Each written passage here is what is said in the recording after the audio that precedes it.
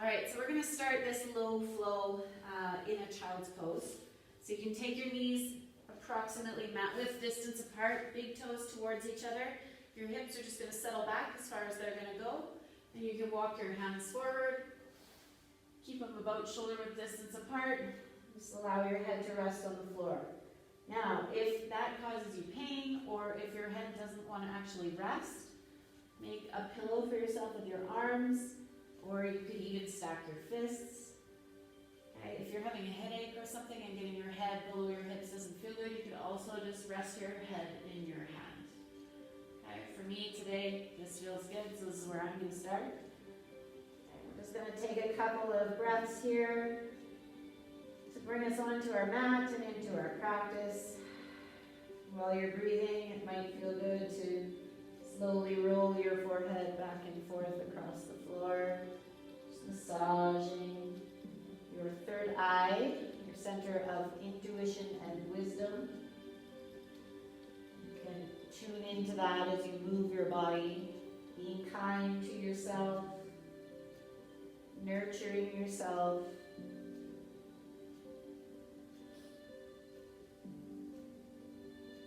With your next couple of breaths, on each inhale, try to creep your fingertips forward just a little bit. And as you exhale, envision your hips settling back a little bit closer towards your heels. Whether you actually move or not is beside the point. It's the intention that is very powerful for our bodies and our minds. Okay, so inhale, reaching forward. Exhale, settling. Next breath in, you're going to come up onto the fingertips. You can lift your head so your hands look like little spires or tents on the floor. You're going to do your best to keep your arms straight. Again, your inhale is going to creep the fingertips forward, and your exhale is going to, you're going to imagine that your chest is coming a little bit closer towards the mat. So inhales again, reaching. Exhale. Chest or heart, maybe. One more time, reaching through the fingers, exhale, chest dropping. And then you can bring your forehead back to the mat, allow the arms to relax. Good. You can bring your hands in slightly. We're going to press up onto hands and knees and begin our low flow. So from a tabletop position, with the knees under the hips and the wrists under the shoulders, we're just going to bring our knees back a little bit so that we're starting in a low plank. Okay, so this is table, this is arching to my back, plank is nice and straight through the whole body. Okay, so belly is toned here, arms are feeling strong, pressing the floor away. On your exhale, your elbows are going to hug the ribs. You're going to bring your whole body down to the floor, one nice straight line. Pressing into the toenails, we're going to move to baby cobra. So just using back strength here. If you took your hands off the floor, you would stay. Maybe lifting the gaze. Exhale, coming out. Pressing into the hands and knees. And we're going to go all the way back to our child's pose. For one breath. Then back up into low plank. So this is our movement sequence. Low plank. Exhale down. Inhale, baby cobra. Exhale out. Pressing onto hands and knees. Exhale all the way back. Pause for a breath. Inhaling up. Exhaling down. Inhaling up. Exhaling down. Pressing all the way back. Pausing for a breath. So I'll often move through this just somewhere between 3 to 5 times. Just warming up the body, nice and gentle, connecting movement and breath.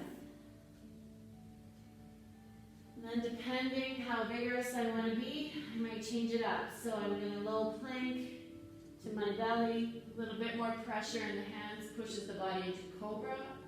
Exhaling out. Coming up on hands and knees. Instead of child's pose, I might start to take myself back into downward facing dog.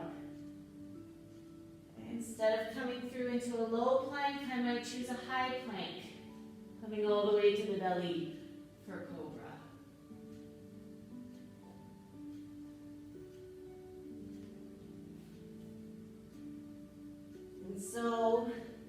This nice little sequence can be just a really great way to get everything in the body moving. So you're gonna pick one more round, whatever feels good. How does your body wanna move? And when you're done, you're gonna pause in child's pose. Reconnect. This is a really nurturing posture. Gaze turned in towards your own body. So just take the opportunity to notice.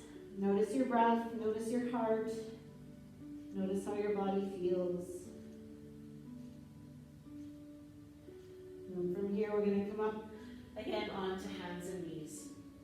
So working through the hips a little bit, again in a moving sequence. You're going to step your right foot up towards your right wrist, fingertips on the floor, top of the left foot on the mat. Okay, now from here, your belly is in contact with your right thigh. We're going to keep that. We're just going to take the hips back. So shifting the hips back. You may or may not get your legs straight. What I want is belly on the thigh. Okay, then you're going to lift through the toes. And you're going to really think about pushing back through your right hip. Maybe over time you're able to straighten the leg. That's not our ultimate goal. Okay, exhale. So we're going to do that a few times. Coming into the front foot, hips settling, chest lifting. Exhale, take the hips back. Keep the belly on the thigh. Okay, so you're almost kind of seesawing back and forth here. We're going to do one more after this round.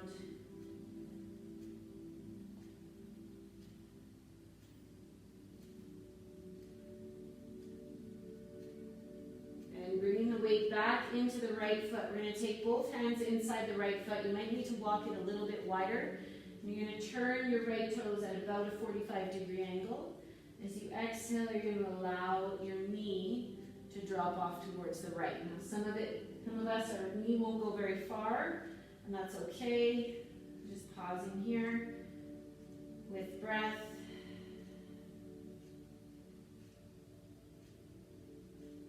Use an inhale, bring your foot back to the mat, wiggle your foot back in line with your hip.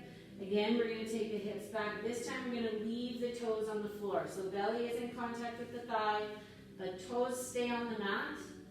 I'm just going to play a little bit in the front foot. So you roll the foot towards the big toe side. Roll towards the big toe side. Keep pressing back through the right hip. And we're going to come back into our low lunge.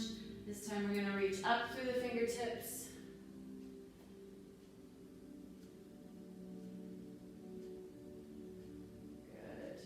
Exhale, coming back, hands to the mat. We're going to curl the back toes under. We're going to step back to downward facing dog. And we're pausing here a moment in stillness. I just want you to notice what you feel through the legs. Notice any similarities, any differences, any tension, any space. You're going to exhale, bring your knees back down to the mat, and we're going to step the left foot up to meet the left wrist, coming into a low lunge on the left side. So as the hips are settling, coming up onto the fingertips if you like, pulling back through the shoulder blades, lifting through the collarbones, and you're lifting the gaze.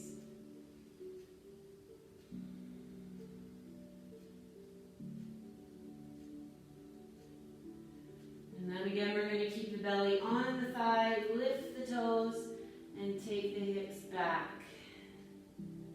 So again, it's not about how straight you get your leg. You can get a really nice stretch opening through this hamstring, the left hamstring, keeping a gentle bend in the knee.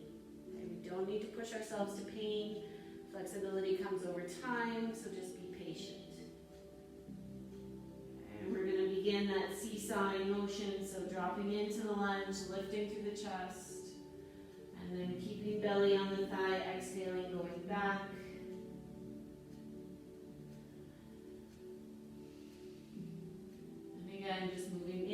and out with breath. I'm going to do one more time on this side.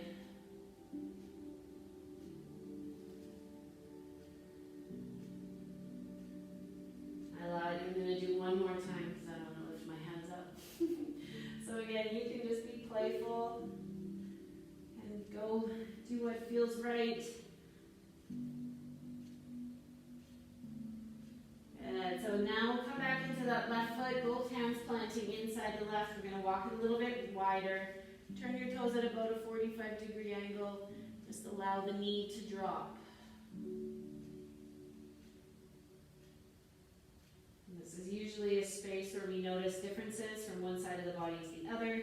Try not to judge that. Just be aware.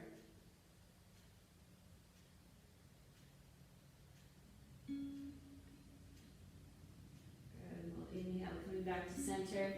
So bringing the left foot in line with the left hip. So we can go back one more time, keeping the toes on the mat. Really think about extending the left hip back behind you. Roll the weight into the big toe side of your foot. Notice what you feel. Roll to the baby toe side. Notice what you feel.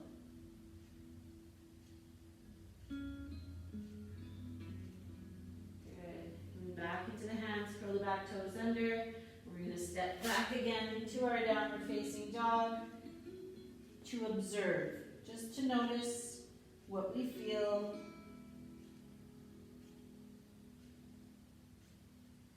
And then exhale, bring some knees back down to the mat.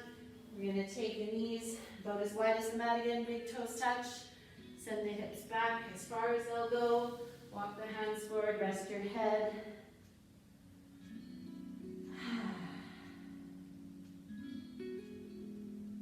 So spend a couple of breaths here. Again, just noticing any changes in your body. Notice any energy shifts, any places that have opened up. When you're ready, you can inhale to bring yourself out.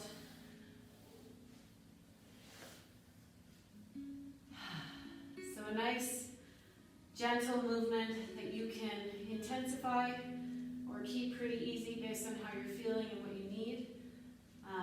But I know my hips are feeling better now, so I hope that works for you.